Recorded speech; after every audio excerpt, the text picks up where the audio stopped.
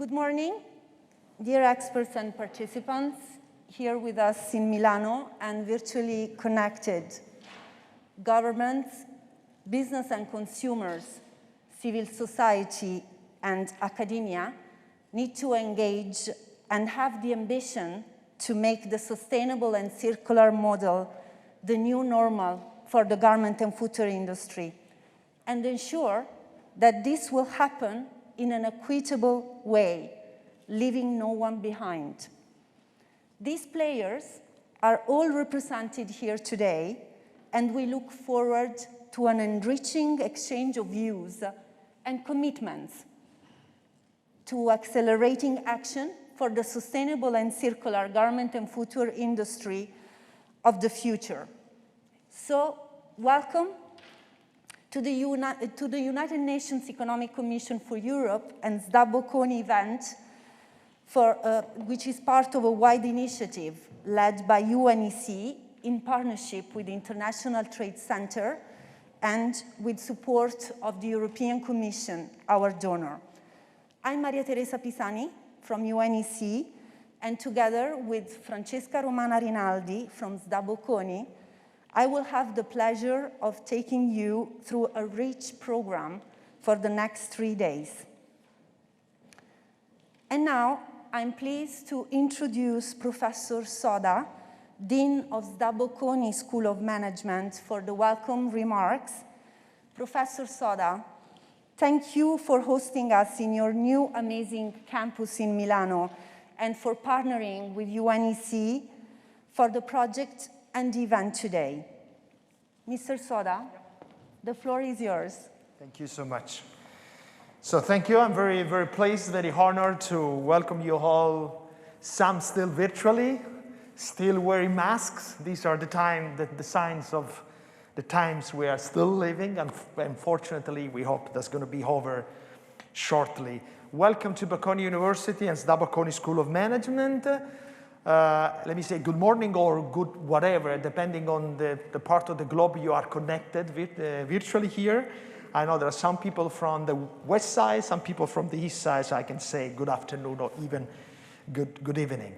So we are in the Michele Ferrero Auditorium, our new futuristic campus in Milano. And let me say, given the topic of this event, that just a few days ago, this building, but not only that one, all the buildings here, received the LEED Platinum accreditation by the US Green Building Council.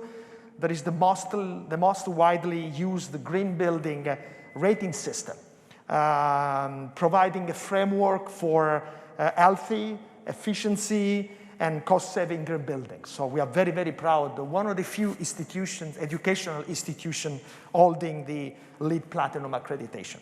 For the people who are connected remotely, I really look forward to seeing you in person when all travel restrictions for the pandemic will be over.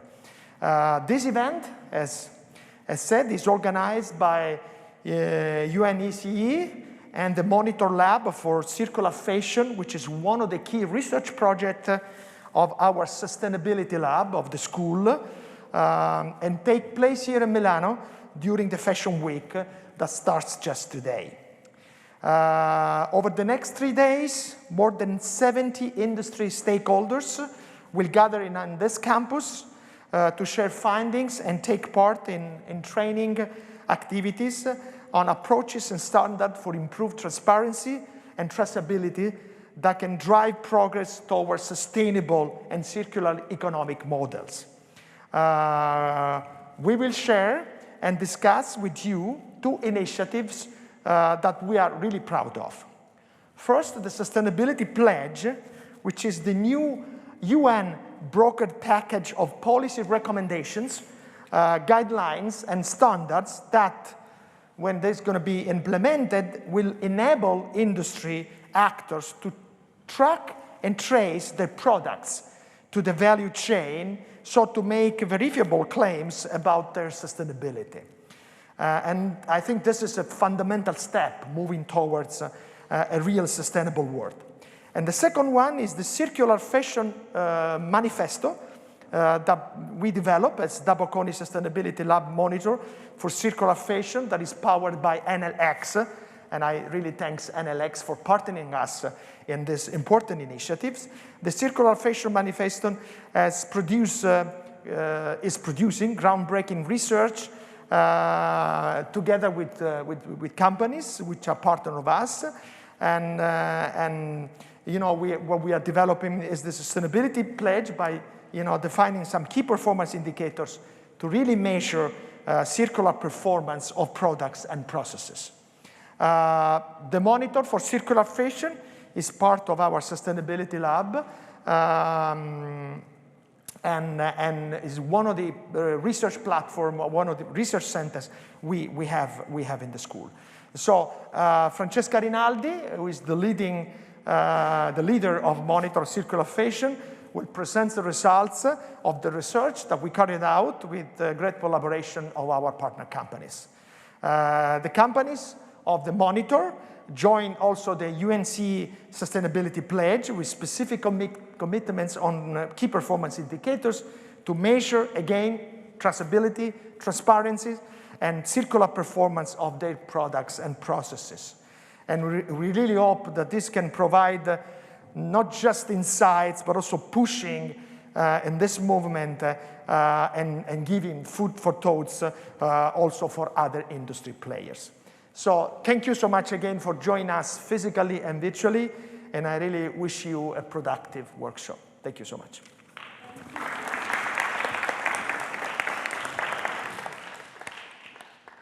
Thank you, Professor Soda, for your warm welcome remarks. And now I have the pleasure of introducing Mrs. Olga Algayerova, Under-Secretary-General of the United Nations and Executive Secretary of UNECE. Mrs. Algayerova is connecting with us virtually from Geneva, Palais des Nations. Good morning, Mrs. Algayerova, and thank you for joining us. The floor is yours. Thank you so much, and thank you also, Professor Soda, for joining UNECE in organizing and hosting this event at SDA Bocconi. Ladies and gentlemen, dear experts, participants, as we have heard, circular economic models offer significant opportunities for delivering improved sustainability and meeting international commitments towards a low-carbon economy. And I'm especially very proud as the Executive Secretary of the UN Economic Commission for Europe to say that our 56 member states are taking a leading role in seizing these opportunities. And they did so at our highest level of governance at our 69th Commission session that took place this spring. The clothing sector is a key sector for promoting circularity. In the clothing industry alone, more than $500 billion of value is being lost annually due to clothing underutilization and lack of recycling, according to the Ellen MacArthur Foundation. And such wastefulness is quite clearly unsustainable. To combat this, UNECE is working to improve the traceability and transparency of value chains to foster this circularity. Let me flag to you 3 ways how this can be done. First, if linked to sustainability norms and standards, traceability and transparency can help verify compliance with circularity requirements. In doing so, traceability and transparency can enable responsible consumers' choices. The second, traceability and transparency can help identify hotspots for waste and loss along the value chain. In so doing, they create the basis for reducing such waste. And the third, traceability and transparency can help tracing the use of resources, including the use of harmful substances. Advanced technologies for tracking and tracing offer novel solutions for analyzing, documenting, and shaping global and regional value chains. Ladies and gentlemen, double-digit circularity in our region is within our grasp. The post-COVID recovery, while still devastating, does provide an opportunity for a new circular and more sustainable approach. A chance is here to not only build back, but build back and recover better, and do so in a way that prioritizes our shared commitments to the 2030 Sustainable Development Agenda. The sustainability pledge mentioned by Professor Soda we are representing at this event is the culmination of several years of research and development work. Together, we have developed a series of policy recommendations, implementation guidelines, and a standard endorsed by all 56 UNECE member states in April of this year.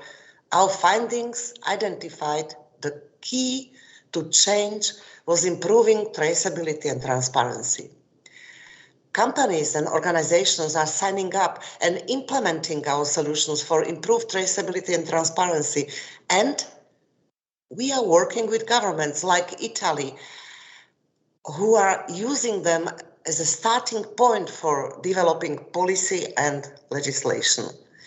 So thank you for your support, your time, and your enthusiasm for this important topic. I also want to thank my team that was working with you, and I wish you a very inspiring and fruitful 3 days of exchange and learning. Thank you.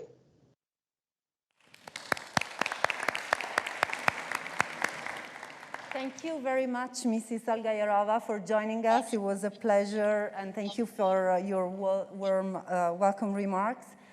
And now, governments, policymakers play a key role in establishing an enabling framework for the sustainable and circular transition in this industry. And the perspective of the Italian government will be offered by Mrs. Laura D'Aprile, Director of the Department for the Ecological Transition at the Italian Ministry of the Ecological Transition. Mrs. D'Aprile is joining us virtually on video from Rome. Good morning, Mrs. D'Aprile, and thank you for joining us. The floor is yours. Good morning. Good morning, distinguished professors, dear colleagues. Good morning, good afternoon, and good evening, depending on where you are. First of all, let me thank UNECE and Bocconi for the invitation to this workshop. And let me thank also Professor Soda from Bocconi for hosting this event in a very good example of circularity in the built environment. The textile sector is among the sectors in which the principles of circularity have ancient roots. Circularity is a national heritage for Italy. Let's just think that the Tuscany districts have performed the art of recycling since the 15th century. The textile sector is technically very complex, as a clear distinction applies between the production stage and the post-consumer stage, involving thus different needs and opportunities. The textile and footwear industry is a new regulatory sector in which the concept of extended producer responsibility can be effectively implemented and new value chains can be developed. That's why Italy's National Recovery and Resilience Plan includes ad hoc investment on textile sector in the flagship projects with the proposal of textile hubs. In order to explore the potential of greenhouse gases reduction resulting from circular economy implementation, Italy has also included the latter as an economic instrument of its National Integrated Energy and Climate Plan planned for 2030. And to this end, an estimation of emission reduction will be performed. The plan links the reduction of waste emission mainly to the increase in separate collection, and that's why the National Resilience and Recovery Plan aim to improve the capacity of separate collection and subsequently recycling of separate collected fraction. As a matter of fact, secondary raw materials generated by waste transformation into new resources allow reducing emissions significantly versus the use of virgin materials. The net gain, of course, depends on the specific type of materials. For instance, it is higher for the aluminium and metals and lower for other kind of materials. And of course, it depends from the quantity collected in a separate way. Furthermore, Italy has adopted the waste package legislation, the European waste package legislation in September 2020, and an enhancement of national waste collection perform and also recycling performances, while a decrease of the quantity disposed in landfill was already registered. We definitely need to consider circularity in the textile and fashion industry as an opportunity, whether we found ourselves from the manufacturers or consumers' part. Now is the time to avoid the large amounts of waste expensively going to landfill or into oceans. Circularity is indeed an opportunity rather than a cost, and this is quite clear both from the consumers and the manufacturers' part. It is an opportunity also because circularity uses innovative business models and technology to change consumer purchasing, and this rewards the change design of products and materials.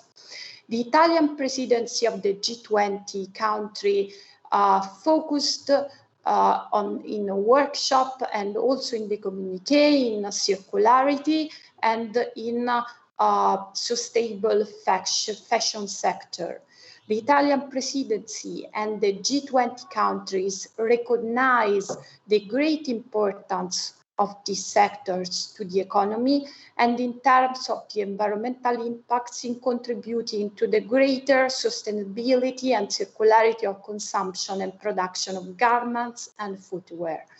As Italian presidency of the G20, we have further explored this issue in the occasion of a workshop organized upon countries requesting the G20 system. I will recall the G20 workshop on circularity for the textile and fashion sector in June 20 of this year, and also the connected meeting of the G20 Research Efficiency Dialogue in the same month of the year. The event highlighted the opportunity to bring international attention to a sector that plays a fundamental role in decarbonization and improvement of circular model economy. It is essential to ensure the cooperation and collaboration along international institutions, universities, and also companies in order to boost this ecological transition towards a circular model. As Italian presidency, we are supporting further international collaboration in these areas and believe that the G20 experience and forum provides good grounds for convening voluntary participation from governments and the private sector around concrete projects in order to exchange best practices. I would like, of course, to thank you again very much, and I wish you all a very fruitful workshop. Thank you. Thank you very much, Mrs. Aprile. Thank you for joining us and offering the perspectives of the Italian government and the presidency of the G20 and priorities for the circular transition in this industry. And now we are moving from the national to the European level. The European Commission, a leading actor of the global circular economy and climate change agenda, is our partner and donor in the project. And we are very pleased of having Mr. Carsten Sorensen, Deputy Head of Unit, Microeconomic Analysis, Investment Climate, Private Sector, Trade and Employment at the DG for International Partnerships of the European Commission. Mr. Sorensen is joining us online from Brussels. Thank you very much for being with us today. The floor is yours. Yeah, thank you very much indeed for having me here. First, little check. Can you hear me? Is my audio working? We can hear you very well. Thank you very much. Thank you very much for having me here. It's indeed a very important opportunity for my institution, the European Commission, to be able to be part of this very important gathering you're organizing here. Traceability and transparency is indeed a crucial element of what we have to do in the area, not only today, but definitely for the many years to come. And we are particularly proud to have a project together with UNECE and ITC on enhancing decent work, transparency and traceability in the garment and footwear industry. I would try and give my perspective from three big points, if you like. First is the political context at the EU level, then the business interest, and then 2 or 3 words on why we think that this project is significant and showing the way ahead. First of all, working on traceability and transparency is very, very timely in the EU political context. As you may know, there's a lot of discussion about a so-called due diligence legislative proposal that will be forthcoming. It's being discussed in all quarters, and it will certainly make a huge difference to the way business is conducted. And traceability and transparency is certainly a very, very important ingredient of this, and will help substantially in ensuring due diligence and sustainability in that area. And our president, Ursula von der Leyen, stressed in her State of the Union speech some days ago very, very clearly that forced labor is absolutely no-go for the EU, and what you are doing, what we are doing together is an important part of that puzzle. And we also know that in order to be really efficient, when we talk about third countries, if we talk about countries which are more fragile, we certainly need to provide accompanying support, and this is something we are working on as well.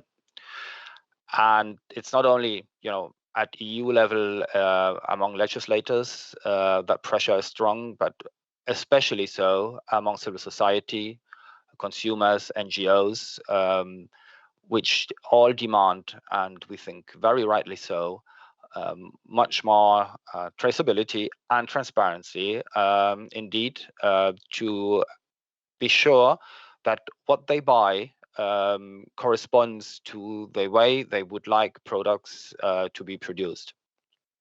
Hence, my second point, the interest of business to go along. And that's why we are extremely pleased to see this very strong commitment from large chunks of the business community to engage in that into that area. Because if consumers demand action more and more, it's obviously also in the business interest to go along and to do what is possible to satisfy that demand.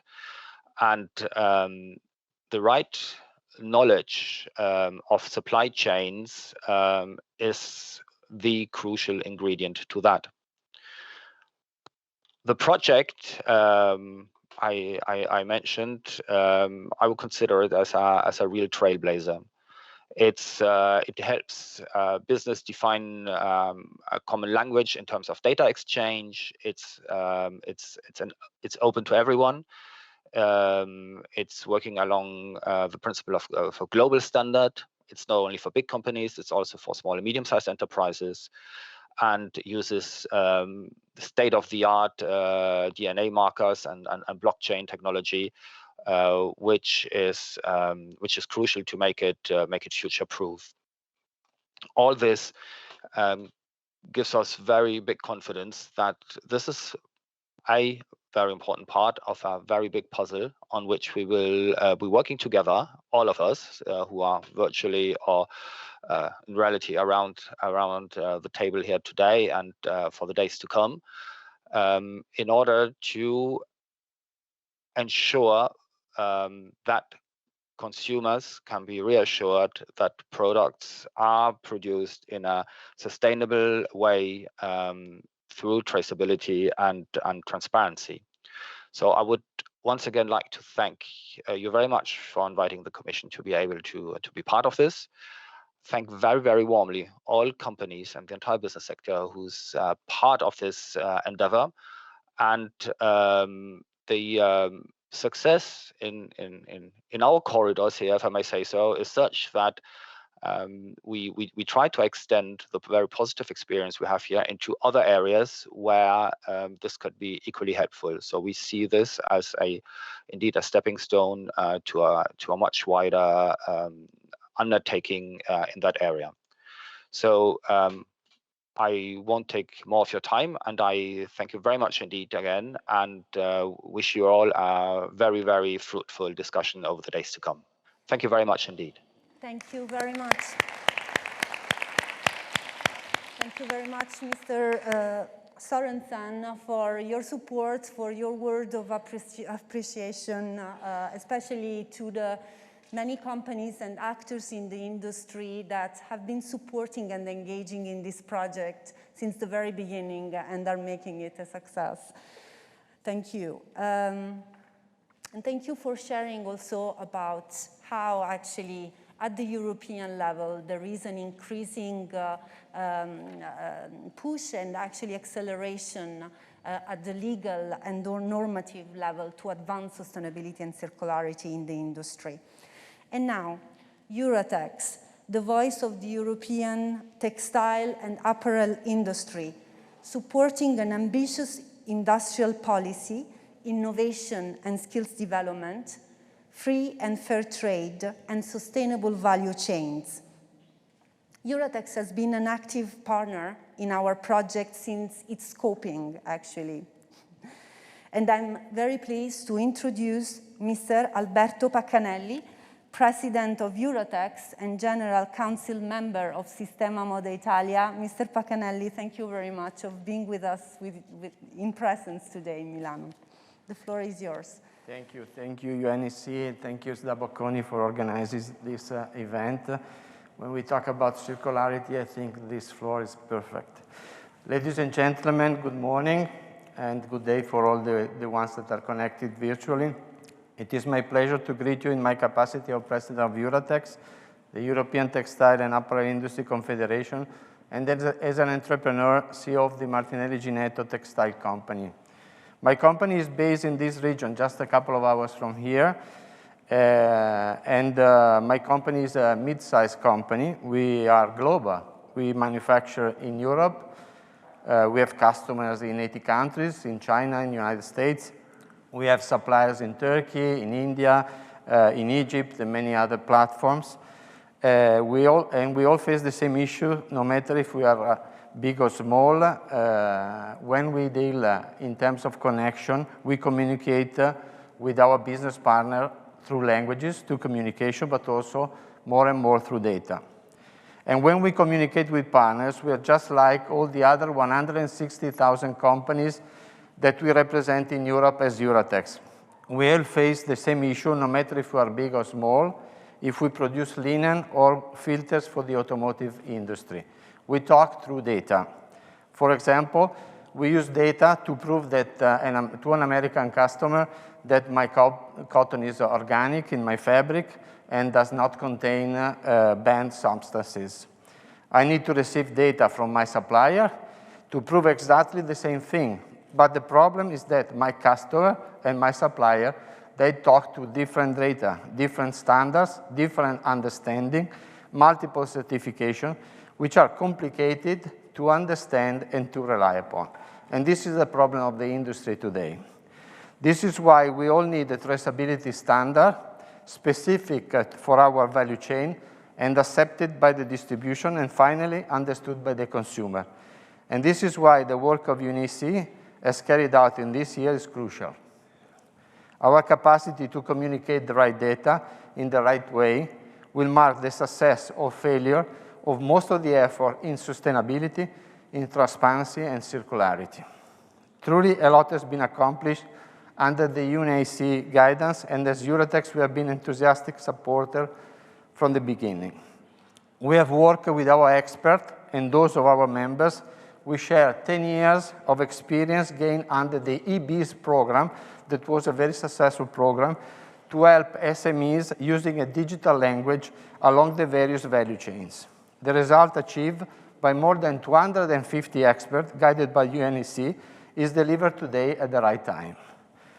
And why at the right time? In fact, the European Union institutions are about to roll out a new strategy for sustainability in textile, which is unprecedented, a set of legislation which aims at changing how textiles are made, chosen, and disposed of.